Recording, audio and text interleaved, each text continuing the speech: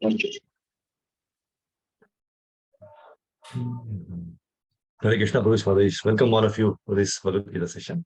Thank you for joining. Om Jnantamrandasya Jnananjanashalakaya Chakshurunmilitam Yena Tasmai Shri Gurave Namaha Namo Vishnupadaya Krishnaprashtaya Bhutale Srimate Bhaktivedanta Swaminiti Namine Namaste Saraswate Deve Gauravani Pracharane Nirvishesha Shunyavadi Paschat Deshatarne Jai Shri Krishna Chaitanya Prabhu Nityananda Shri Advaita Gadadhara Srivasadi Gauravatavrinda Hare Krishna Krishna Krishna Hare Hare Hare Rama Rama Rama Hare Hare Jagannath Balleswara Maharaj Ki Jai. Today we'll be continuing with the 11th chapter of Bhagavad Gita, the universal form. And the verse today we'll discuss is 11.19. So let us recite the verse.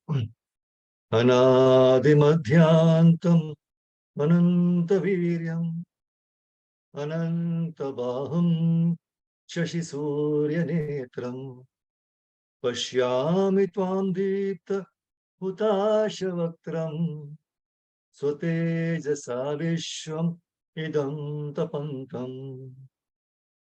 The translation is, Srila Prabhupada, you are without origin, middle or end. Your glory is unlimited. You have numberless arms, and the sun and moon are your eyes. I see you with blazing fire coming forth from your mouth, burning this entire universe by your own radiance. So,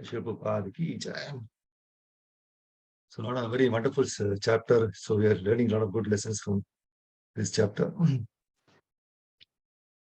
See, this verse, 11.19, this marks the beginning of the description of Kala Rupa. That is the form as time. Krishna says, no, I am Kalosmi. So, and this Kala Rupa, this continues up to till the verse 11.31. So 11.19 to 31, Kala Rupa. And in this verse, it talks about without origin, middle, and end. And he also speaks about the numberless arms and sun and moon are the eyes.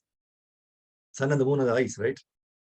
And the blazing fire coming forth from your mouth, burning this entire universe.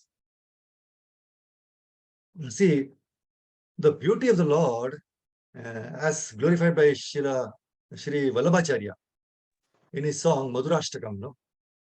In the first stanza, he is glorified as Adharam Madhuram Vadanam Madhuram Nayanam Madhuram Hasitam Madhuram Hridayam Madhuram Gamanam Madhuram Hridayam Madhuram Gamanam Madhuram Madhuradipater Akhilam Madhuram Madhuradipater Akhilam Madhuram.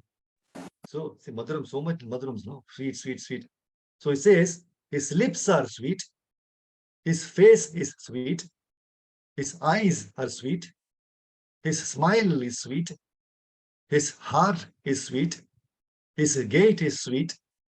Everything is sweet about the emperor of sweetness. So Madhuram, so much Madhur, right? It's a beautiful bhajan also. See, the sweetness of Krishna's eyes, right? See, in the Brahma Samhita, Krishna's eyes are compared to blooming lotus petals. Aravinda Dalayataksham. So Krishna's eyes are also full of compassion. Full of compassion for whom? To his pure devotees who are surrendered to him. That's why in this chapter 11.19, when Arjuna sees the Virat Rupa of Krishna, he describes Krishna's eyes as the sun and the moon. See, just like how the sun, it brightens up the day, Krishna's powerful sun-like eyes brightens up anyone's life. Just like how the moon is very cooling and pleasing. So Krishna's moon-like eyes are also very soothing and pleasing to admire. Bhishmadeva, he glorifies Krishna's eyes in the famous Vishnu Sahasranama as Kamala Nayanam, meaning lotus-like eyes. So Krishna's eyes are the source of all opulence.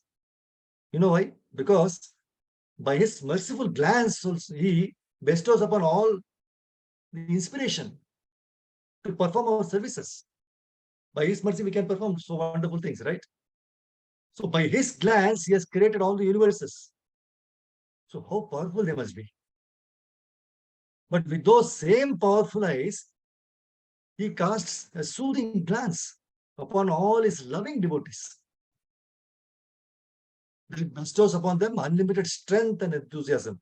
So when people are loving to do service, seva, and the various activities and festivals in temples and wherever it is, the strength and enthusiasm comes by the loving glance of the Supreme Lord. So there are so many unique qualities of His eyes.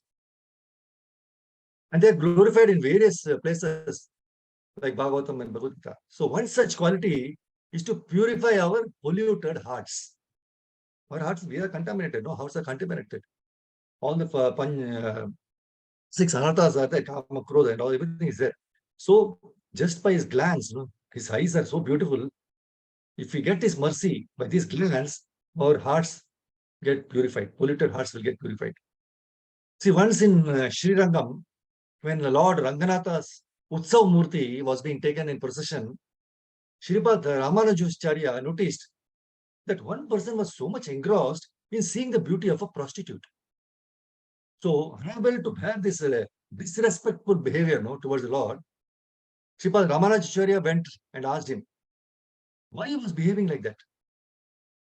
When the person replied that he had not seen anyone else with such beautiful eyes. So Ramanujacharya, with great compassion, he dispelled his ignorance by taking that person in front of Lord Ranganatha. After taking darshan of the Lord's all attractive, sweet eyes, by receiving the transcendental glance of the Lord, there was a great transformation in the heart of that person. And immediately surrendered to Sripad Ramanujacharya, and he became his disciple, Dhanurdas. See, after this incident, he married a prostitute, and both of them gave up all sinful acts and dedicated the rest of their lives in serving the Lord and His devotees. So such is the power of Lord's sweet eyes. See, in Chaitanya Charitamrita Adi Lila 7.138 purport, Prabhupada says, he says, in Srimad Bhagavatam it is said, with absolute truth is understood in three phases of realization.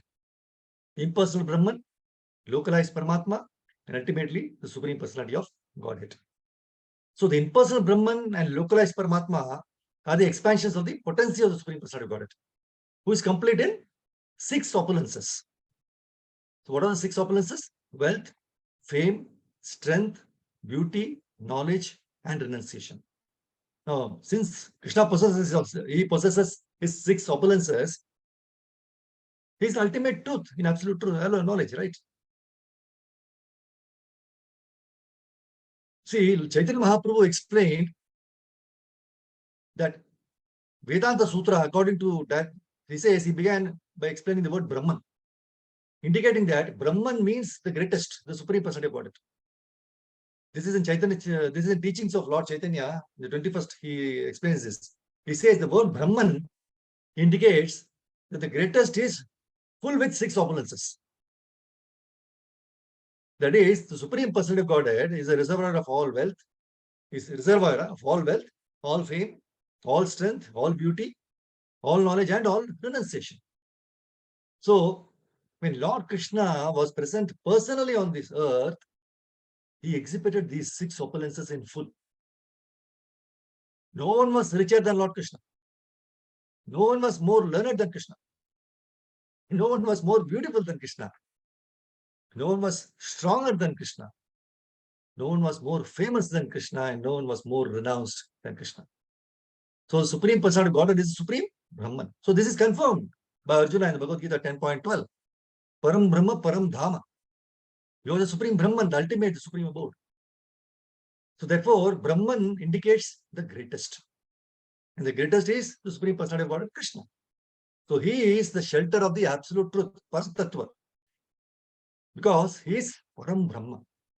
So there is nothing material in his opulences of these six opulences, wealth, fame, strength, beauty, knowledge, and renunciation. So all the Vedic verses and hymns, they indicate that everything about Krishna is spiritual and transcendental. And whenever the word Brahman appears in the Vedas, it should be understood that Krishna, the Supreme Personality of Godhead, is indicated.